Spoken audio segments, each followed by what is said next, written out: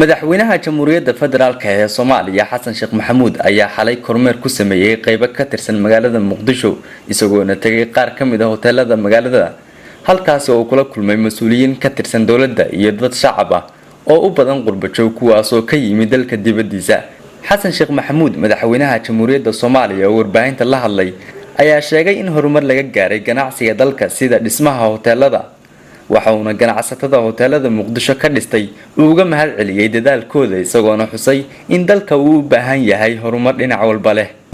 oo aan dadka aan dib u soo xasuusano bal muddo dhowr sano hadda aan ka maqnaynay nolol aad iyo aad u qurux badan oo aan u xiiso qabnay ahayd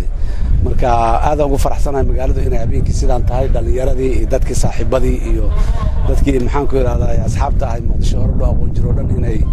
halkan ku fiidsadaan marka waa aad iyo aad arin u fiican waaye marka aadan ugu faraxsanahay dadka Soomaaliyeed waxaan u sheegahay qaasatan kuwooda dibadda ku nool kuwa loo sheego magaalada inay argagax iyo culays iyo cabsi ku nooshahay magaalada inaan cabsi ku noolaan nolol caadi ah ka jirto dhibaato way ka jirtaa horumar badan waa noo dhiman yahay laakiin alxamdulillah waxaan joognaa meel aan ku faani karno dadkeena waxaan leeyahay horumarka aan gaarno ku faana wax badan noo dhiman waxa noo dhiman bas aan la arkin waxa noo qabsoomay markaan ku faano ku faraxno jeclaysano markaas waxa noo dhiman qabashadooda ama sameeyntooda inoo sahlanaanay dadka Soomaaliyeed waxaan leeyahay hambalyo in magaalada Muqdisho ay sidaan tahay kuwa dibadda jira waxaan leeyahay ku soo noqdo magaalada nolosha noocaana dadka Soomaaliyeed ee soo noqday ayaa qayb weyn ka ah oo abuuray ama haday tahay sameeynta businesskan ama haday tahay isticmaalka la isticmaalayo marka dalku wuxuu u baahan yahay dadka noocaan oo kale nolosha noocaan abuuri karo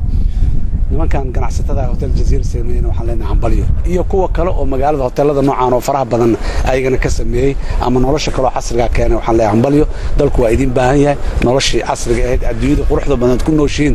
soo qaada halkan keena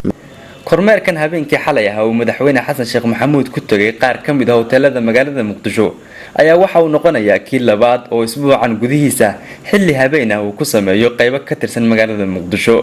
maxamed biligele Somsa TV magaalada Muqdisho.